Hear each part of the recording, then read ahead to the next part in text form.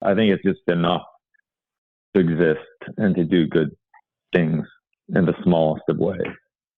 That's unrecognized. It's so obvious that we're connected in so many different ways. Even the smallest gestures really have the potential to make really big differences.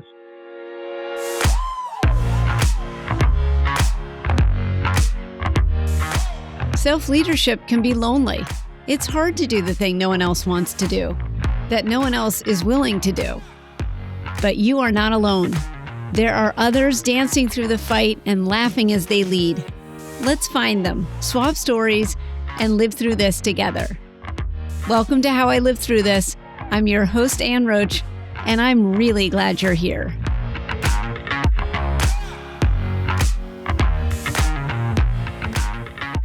I am delighted and honored to be spending time with Bun Lai today. Most people know him as a chef extraordinaire. He was the head chef at Miya's, his family's acclaimed sustainable sushi restaurant, the first sustainable sushi restaurant in the world and first ever sushi bar in New Haven, Connecticut. He's an environmentalist who normalized eating insects and invasive species, an extensive writer, winner of too many awards to name here. We'd spend the whole hour, from the White House, where I think we need to talk about this at some point. You cooked the entire dinner at the awards ceremony, to the James Beard Foundation and everything in between. He's a farmer, diver, fisherman, and star of Little Fish, the New Yorker documentary. But I know Bun as a deeply kind, gracious, generous man who I nearly killed in the 6th grade when I stabbed him with my lead pencil. You were really nice not to sue me. Welcome, Bun. I'm really glad you're here. Oh my God, you're killing me here. Thanks for having me. We have so much to talk about. I want to hear about everything. But I first want to ask you about school lunches, because in season 1 of How I Live Through This, I tell a story about the lunches that my mother made when we were at the Foot School, which consisted of chutney sandwiches on German bread and half a head of iceberg lettuce. And I got so much feedback about that. What do you remember about school lunches? I don't remember. I don't remember your lunch because I was too focused on my lunch. But I would classify, looking back at that lunch, the way you described it, as a weird lunch. Chutney and have a iceberg lettuce. I just don't think most kids want to stand out in that way. And I didn't really appreciate the lunches that I was getting until I was out of school for decades. What lunches did you get? My mom used to make me rice balls, and she didn't do standard lunches. Like I remember once she wrapped up a corn on the cob in tin foil, or like a hot dog in tin foil, or made like Wonder Bread sandwiches it was delicious, with fresh cucumber and scrambled eggs and mayonnaise, but it would kind of get soggy through the bread. I don't know. She created all these strange concoctions for lunch, and all I really wanted was like a peanut butter and jelly sandwich. I just wanted to fit in. It wasn't that I liked peanut butter and jelly. I just wanted to fit in with everybody else. Yeah. But I would have expected something like half a iceberg lettuce from her, and that was the first dozen years of my life, school life. That's what I recall. That's the wanting to fit in and have I asked for like roast beef on Wonder Bread, which my mother gave me for like 3 days, and it was so disgusting. I started throwing those out too, and we went back to the weird school lunches. Before Foot, I went to a place called Whitewood, which is like this hippie school in Branford, and I would give away half my lunches. There was a tray where you just get rid of the stuff that you don't like. And I remember I got a corn on the cob, and and I was just so annoyed that my mom would do that again. And so I put it on that tray, and other kids would would swap stuff out of it. And I remember some kid grabbing it and opening it up and being like, "Whoa, corn on the cob, psych!" And I suddenly wanted that thing back. Huh. That's funny. I I do recall that. I don't remember ever having anything anybody wanted to take from my from my lunch. That's interesting. Yeah, I don't know. My lunches were tasty. They were just different. And then, but now I realize that my mom fed us really well, generally speaking. Mm-hmm. Today we eat, plant-based eating is really popular. It's been popular for decades, but more now than ever. And my mom raised us eating lots of fruits and vegetables and whole foods. Eventually we'd have a hot dog here and there or whatever, but she wasn't completely strict. But I remember her saying to us and my brother and I in high school that that we were such good athletes because she fed us like a deer would eat, so we were really fast. And I couldn't disagree with her. Yeah, I really now there's a lot of science backing up health and eating plant-based whole foods. Yeah, tell me about that. I mean, there's so much information on you out there. I mean, I was just when I was doing some research, it's just overwhelming how prolific you are in talking about and writing about food and sustainability and what you're doing and how you got to where you are. And I want to hear all of it, and I'm also really so interested in and we probably should give some context to the listener first, but I'm really so interested in your journey because so much of it is about taking risks and going against the grain for lack of a better word in your industry and your culture and doing it again and again. Can you say a little bit more about what led you to the work that you're currently doing and how you got there?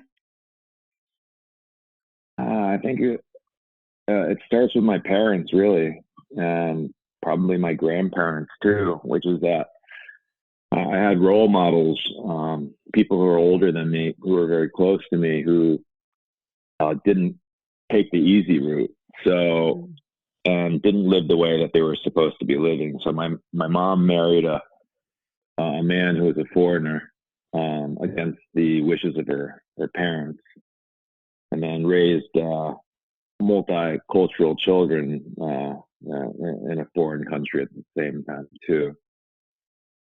And then started a business with very, very little professional experience before doing it. So she kind of leapt right into it. And then my father, who brought us here, was a clinician because he's got an MD and he's got doctorates at the same time too. But rather than doing clinical work, he chose to do research for the first couple decades in my life because he really wanted to make an impact on humanity with whatever he could discover in that space. So I always knew that whatever I did, I wanted it to be very, very meaningful. And though I didn't really know what that was going to eventually be. And I stumbled upon the career that I ended up being in. And then not particularly, well, loving it sometimes, really being unhappy about being in it a lot of the time. And then eventually it turning out to be kind of a calling for me and another way of expressing my artistry. So I ended up evolving within a space that I didn't intend to be in. I love that. I read somewhere that it's such a beautiful thing you said about your parents. My mother has an artist's soul, and my father's a scientist who's never stopped discovering. I feel like I'm equal parts of each. There is something about the people that came before you and the people that will come after you that is very clear in your work now and how you speak about sustainability.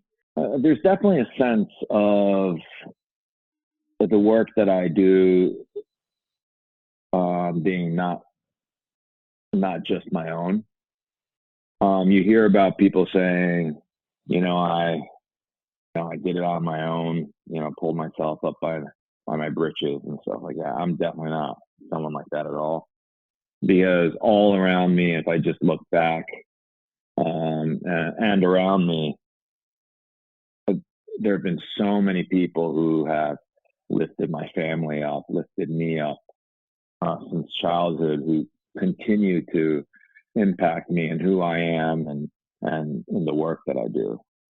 And that's so much of the pleasure of it as well, which is to know that you're connected to all these different people who had a hand in making you become who you are and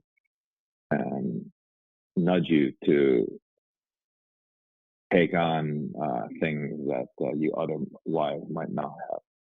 One of the biggest influences in my life, and I'm sure thousands and thousands of other lives as well, is your father-in-law, who Frank Ryan, who was our principal those years when we were at Foot. Yeah. And I did a movie called Blind Sushi.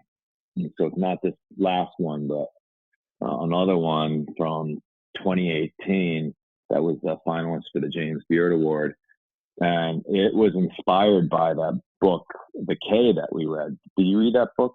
I don't remember reading that book. Okay. I think it was for Mrs. Barber's class. But it was a book about a white teenager who gets shipwrecked on an island with an old black man. He's prejudiced at first. He ends up going blind, becomes friends with this old man who teaches him how to survive on the island. But as he's going blind, ironically, he's able to see for the first time, because he's able to see this man for who he is and not for what he imagined this person to be. And so for Blind Sushi, the movie, it chronicles a few days with me and a writer named Ryan Knighton, who is a travel writer who is blind. Yeah. And when I first met Ryan, I told him about the K and told him I'd like to create like a similar experience inspired by this book that I read, inspired by him. And that's how it came to be. That was amazing. Blind Sushi. You take him down. You both go diving, right? Mm-hmm. Yeah, that was amazing. Which is what happens in that book as well. So the teenager's taught how to dive after before he loses his sight, and the old man eventually dies, but the teenager is able to survive because of these skills that this old man had taught him, including being able to dive blind for fish and lobster and shellfish. Can we go back for a minute? And you said something earlier about that eventually you were able to thrive and evolve in the restaurant business. I'm curious if you remember a moment or have a story about a time where you were able to see that possibility.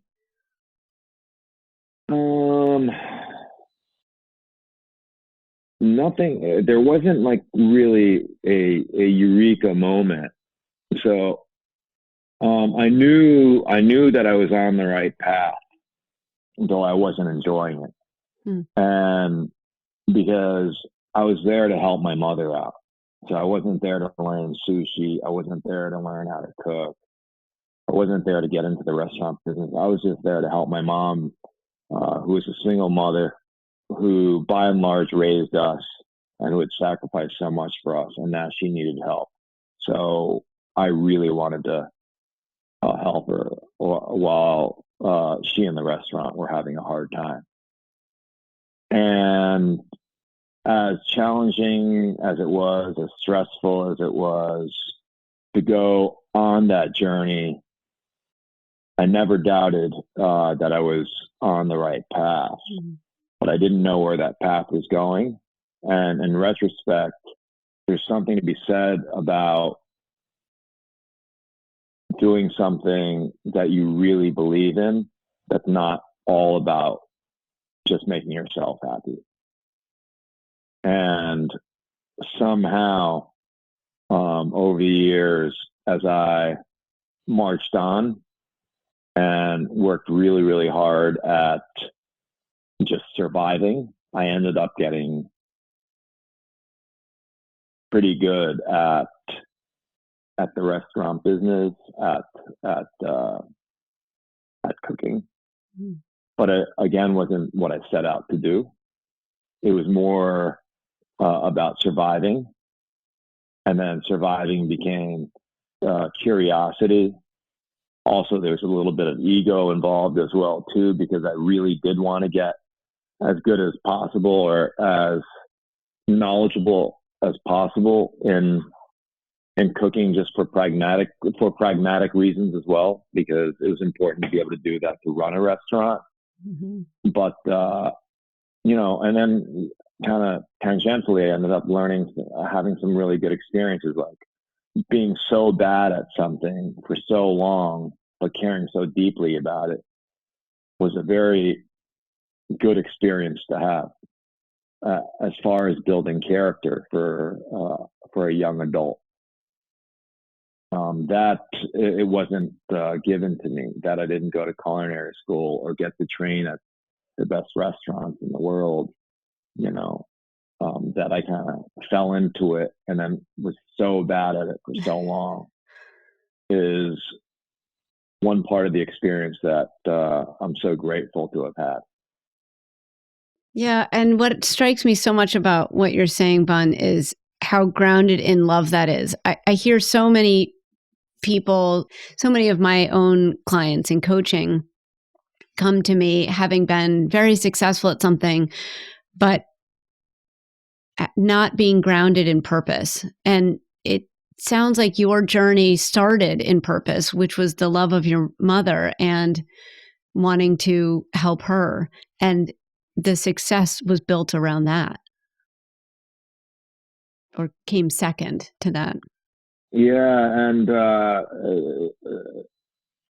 I'm lucky because we had a purpose-centered education, and so much of the literature that we read was deeply rooted in all sorts of different existential themes.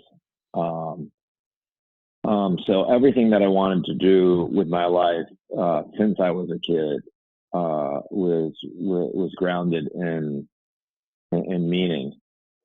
And so as I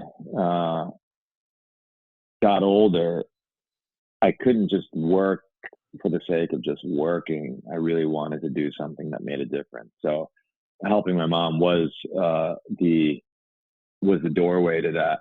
And then sticking with it and going through the difficulties is what allowed me to experience even more meaning in unexpected ways.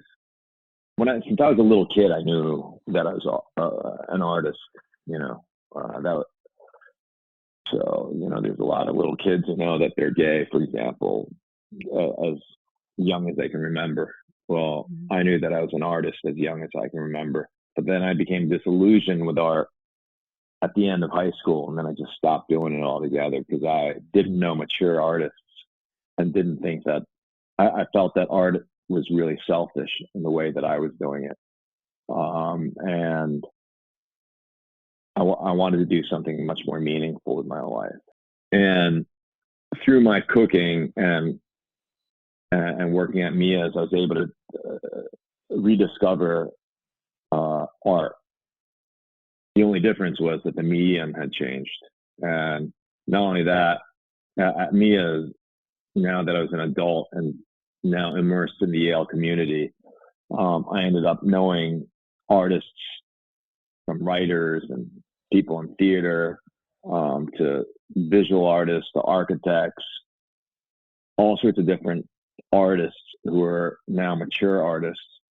So I was able to get this tremendous education and a very diverse education from different people who ended up influencing my food art. Wow. That's extraordinary. I had never thought about it that way. That's Yeah, amazing. so I kind of feel like I've had like multiple doctorates at this Yeah. point, because when my dad went to Cambridge, he said you know, my dad's in his 80s, so it's a long time ago, but he said one of the experiences that he enjoyed the most was the weekly teas at the college, Mm-hmm. because they would never sit you next to someone of your own discipline. So, he's in medicine, so they would put him next to maybe a historian and anthropologist, for example. So then you'd have like this cross semination of experiences and ideas. And that's what Miya's became. And since Miya's was such a quirky restaurant, because of my mother and because of myself, and really different from other conventional sushi restaurants, either you loved us or you really disliked us. So we ended up attracting people who were open-minded enough to love Miya's. But these open-minded people were often the most creative people too. And then they ended up becoming my friends. And again, influencing me in who I am and the work that I do. Mm. That's so extraordinary, Bun. One of the things that I am talking about in this season is how does a person navigate the complexity of working within an industry to change it? That oftentimes the food industry, thinking about other people that I've interviewed for this season, law enforcement, education, like these systems and organizations and industries are so big and so entrenched, and they're hard to change. It's so easy to just say this is the way it's always been, or you have to do it this way. But I'm hearing you say that area of gray is actually filled with creativity and artistry and multi-dimensional, and that's the dance for you in there. It brings out something that really speaks to you. Yeah. And that gray space is very, very, very important, because we tend to, as human beings, we like the black and the white because it's easily understood. It's easily visually understood. It's all the colors in between that can be confusing. Mm-hmm. And I think especially today, in a world where people can be very divisive and people can approach each other from very strong points of opinion, that the gray zones are really, really important. That it's all right to disagree or not understand each other. And not only that, we can be friends and not agree. Yeah. And I think I was able to kind of think that way because I've been exposed to so many different types of people. And also because I'm multicultural myself. Chinese, Japanese, I grew up over here, grew up, in the Yale community, in these Yale apartments. I was lucky enough to to see that a lot of these things that we assume to be normal in our own lives aren't necessarily normal to somebody else. Mm. And I grew up feeling often abnormal, especially when I first came to this country, with being a foreigner and having foreign parents and that sort of thing. But that whole experience has been very, very useful, I think, to me today in what we're dealing with as a world when it comes down to division that exists. Yeah. So for me, the food that I create is inspired by human diversity, but at the same time, I create it with the intention of bringing people together as well. And people who are very, very different from one another. That's beautiful. I'd love to hear more about what that looks like currently for you. I was really struck in looking at how you talk about sustainability. And there's just such a deep sense of love. I hope that doesn't make you uncomfortable, but there is such a deep sense of love that I get from your approach to everything. Like you were saying, the complexity of loving people, even though they are destroying the planet. And so can you say a little bit more about what your food looks like now, what you are working towards in food now? Well, when it comes down to invasive species, for example, I'll just give you an example of my approach. It's easy to. So I started working on invasive species as food. I'm dating myself around 2001. So it's already been 2 decades. So people are talking about eating invasives. It's kind of a popular part. The media has really kind of latched onto it. So there's all sorts of people around cooking up invasive species. But invasive species, it's a subject matter that's very, very complicated. It's not as simple as, hey, we should go out and eat invasive species because they're destructive of the environment, so they're bad. First of all, invasive species are all living things, so they're not inherently bad at all. They're just trying to survive and thrive just like we are. So they have to be respected as living organisms. Not only that, for example, an invasive species, for example, I'm thinking about like a fruit in Hawaii. I think it might be a type of guava that was brought in. So the government of Hawaii wants to get rid of it. But at the same time, farmers are up in arms about it because this guava has been there for generations at this point. So they consider it part of their heritage at this point. So who's right and who's wrong? Well, I don't think anyone's right or wrong, but it is very, very complicated. And then I'm going to kind of go on a tangent. Invasive species are also called alien species.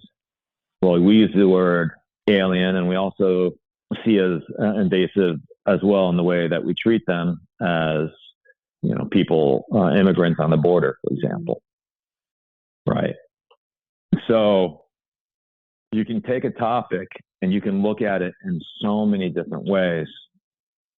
And it's not necessarily going to give you black or white answers, but it will give you many, many different perspectives if you're willing to put the work in, and all sorts of different possibilities as far as different solutions eventually too. But my work in invasive species and eating invasive species is very, very complicated. It's not about just going out and catching and eating invasives. It's a very complicated situation for me. But there are species that I consider invasive, for example, that conservation biologists probably would not. For example, domesticated animals, like the cow, for example. because it fits every description of the invasive species. It's brought over by human beings. It is a foreign invader, and it's destructive in the environment. So that's the kind of work that I'm doing right now as far as invasive species, and it goes in a lot of different directions. So I've got piles and piles of papers all over the place with all these different ideas I'm trying to kind of organize and make sense of. And then eventually that becomes a recipe that tells these stories, or a number of recipes that help tell these stories. And that it's food is a very, very powerful thing, because food is one of the most intimate ways, if not the most intimate way, that you can bring the world into yourself and experience it in a very personal and subjective way.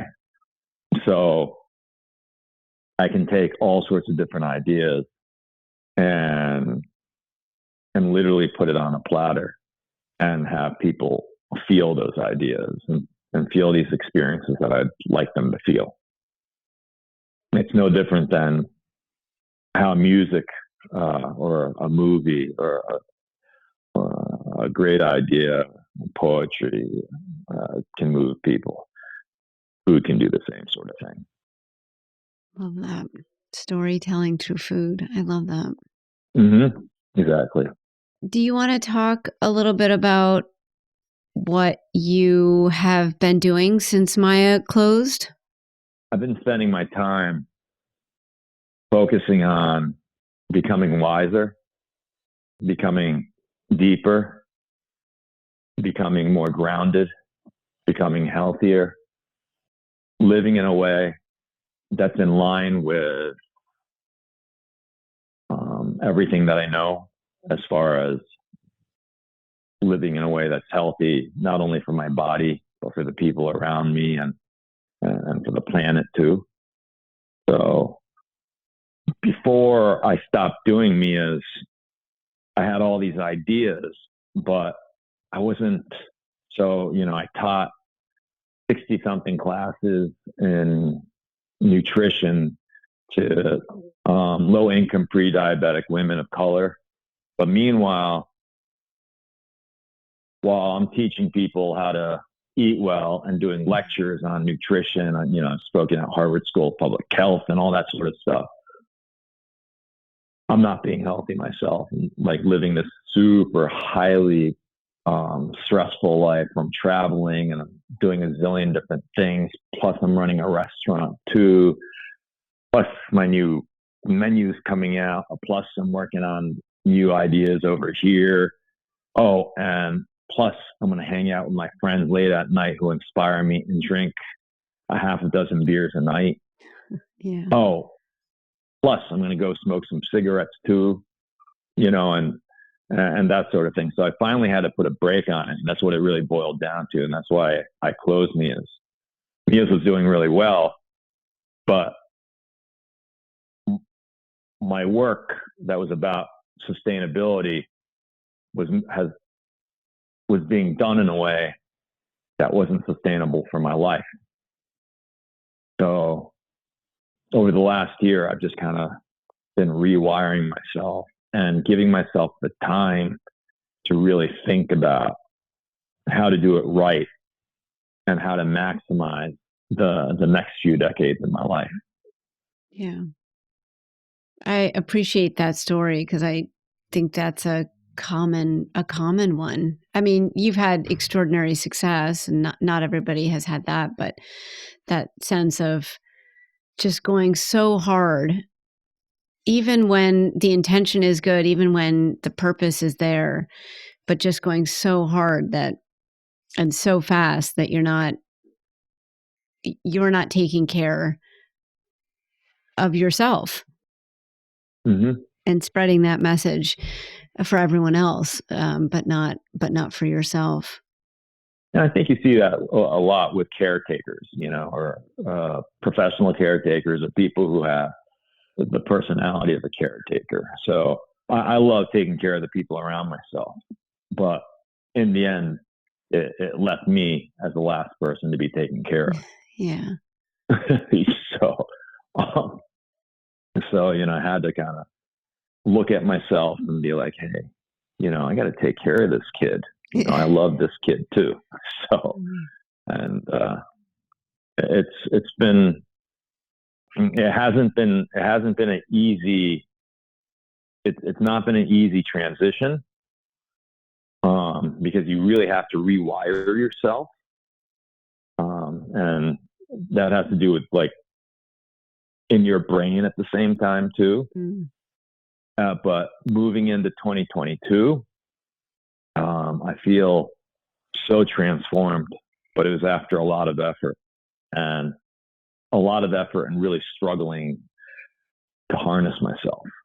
So my gut feeling is that I'm going to end up being, ironically, more productive than I've been doing it this way, not sprinting.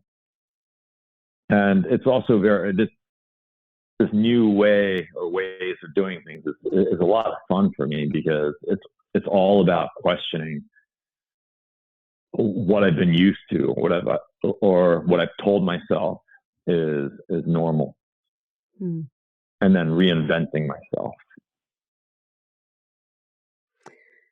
Much like you did with your food.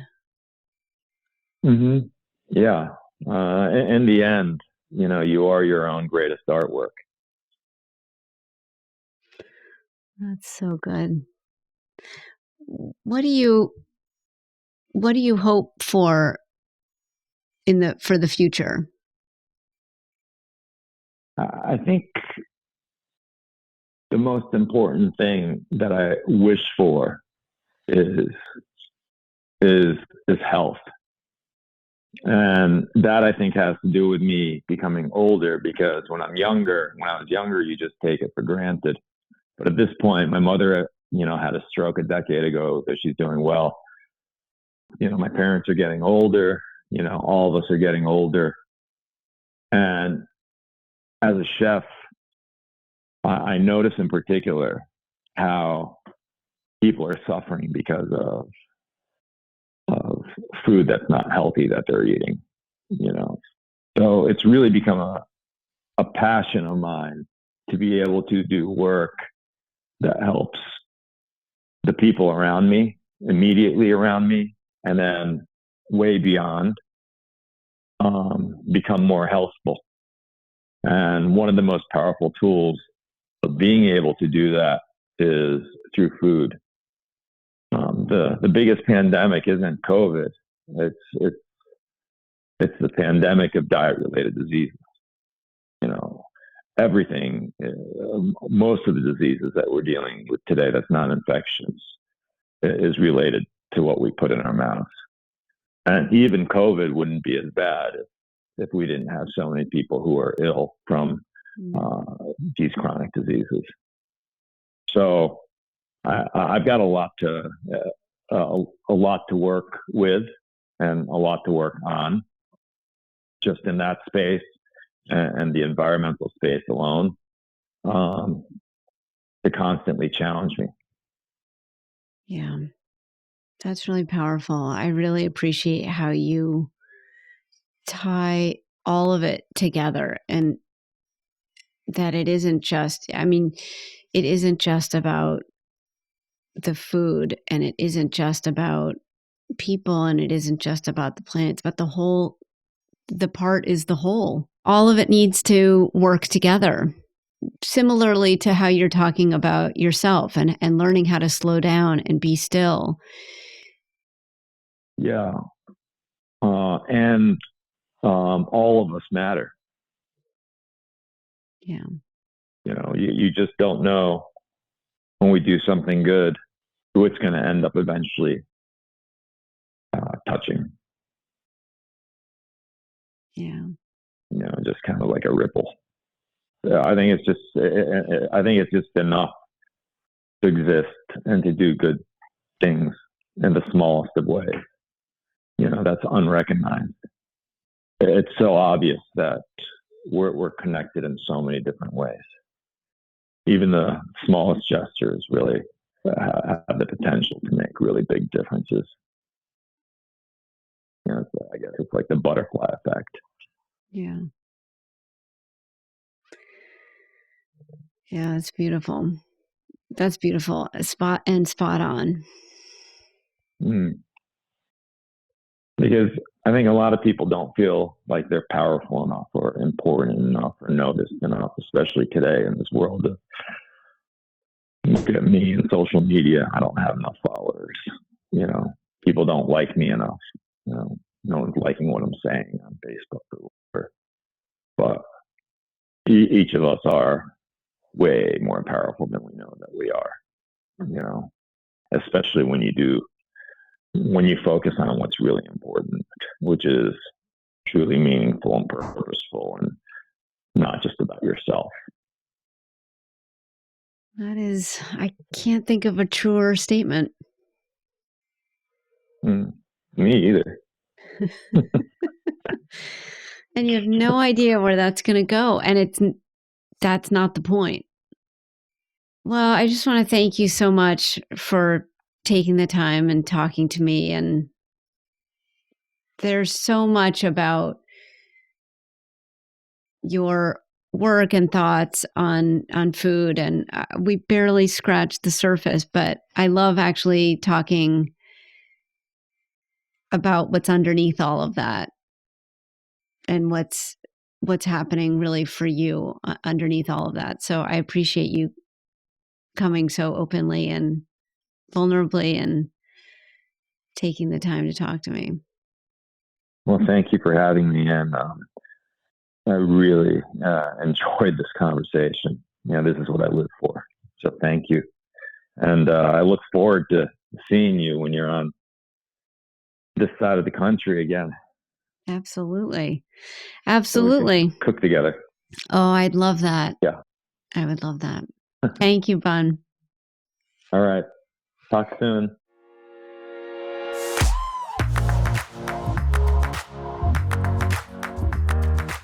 The word philanthropy is derived from the Greek word philos, which means loving, and anthropos, meaning human.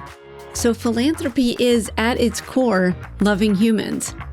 Love is the common thread running through all of my interviews this season. Every one of my guests loved the community they stood in enough to want more for it. They took steps, small at first, grounded in love and belief in their community, which yielded unexpected and beautiful outcomes for themselves and others. When looking at philanthropy through the lens of love, every action is an important action, and everyone can lead from where they stand. What community do you love? You may already be a philanthropist. Do you give your time or share your talents or make connections or give that extra money because you love and believe in your community? That's the definition of philanthropy. So where do you see the opportunity to be more intentional, go one step further than you already do?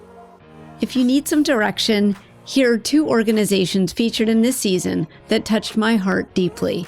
Please consider donating to help their important and love-filled work continue. Old School Cafe at oldschoolcafe.com. That's oldskoolcafe.com. And New England Blacks in Philanthropy at nebip.org.